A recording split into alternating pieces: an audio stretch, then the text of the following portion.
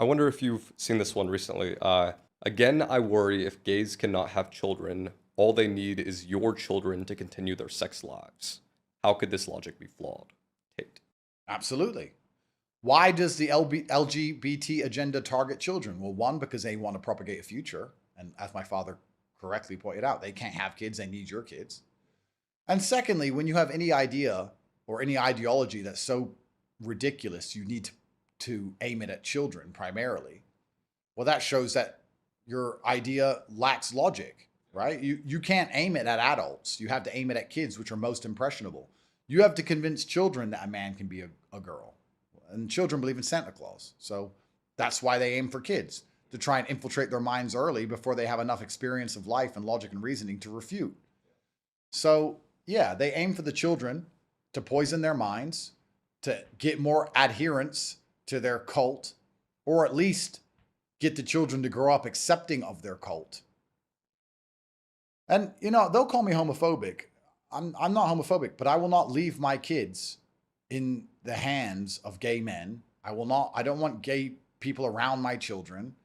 I don't really want them in my life very much at all. I just don't see the point of it all. And I think that also your worldview changes when you can't have your own children. I think you have a vested interest in the sanctity of society when you have kids. Yeah. If you have kids, you care about the future because you have children.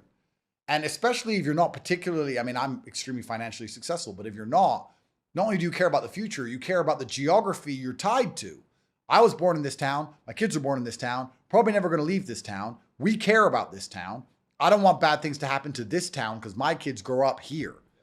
If you're just going to fuck and not have kids, well, then you don't care about what happens to very much at all. You just become hedonistic. Hedonism's a black hole that never ends. It goes to the bottom of, it goes all the way down to the depths of hell.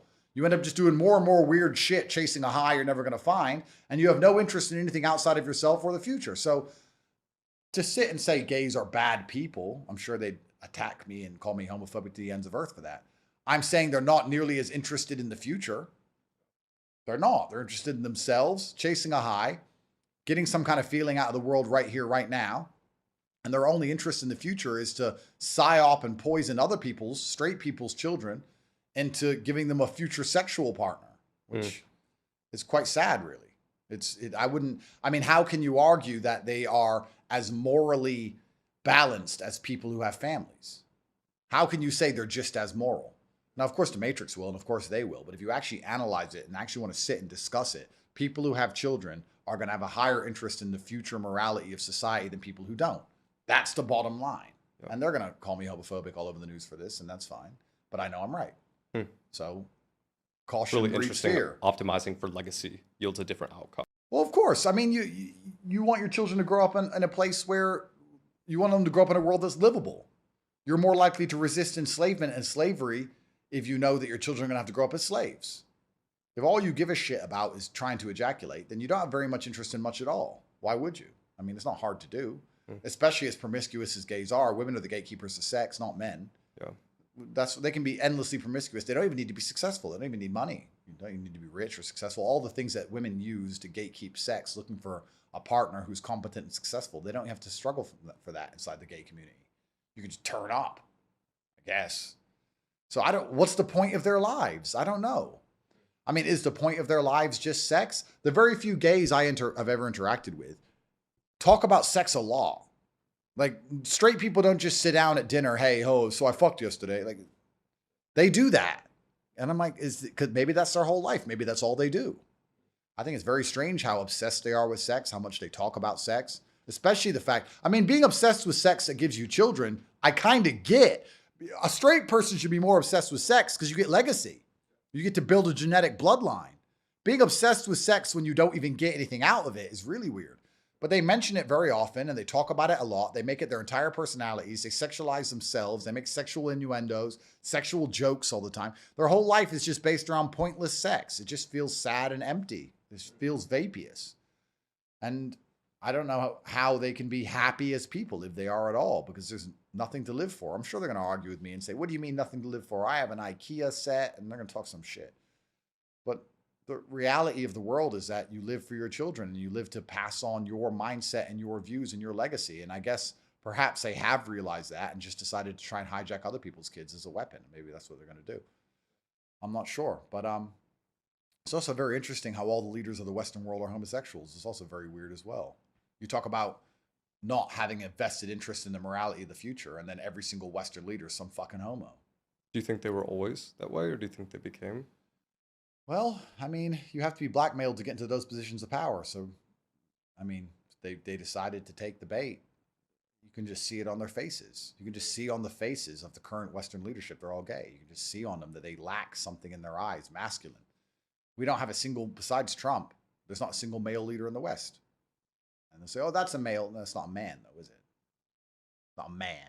Mm. It's not like you look at Putin, you see a man, and then you look at Keir Starmer. What do you see?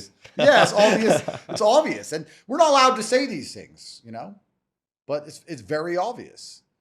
And then, you know, if you desecrate the American flag, it's fine. But if you desecrate a pride flag, it's a hate crime. You get 20 years in jail. I mean, that's the religion of the West now. What is the West? What are the values of the West? Gangster rap, frozen food, and LGBT.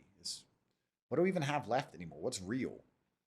It seems the only thing you can't insult is LGBT. The only thing they promote all the time is LGBT. The only thing they try and propagate around the entire world is LGBT. They never miss a chance to prove how gay they are at any event ever.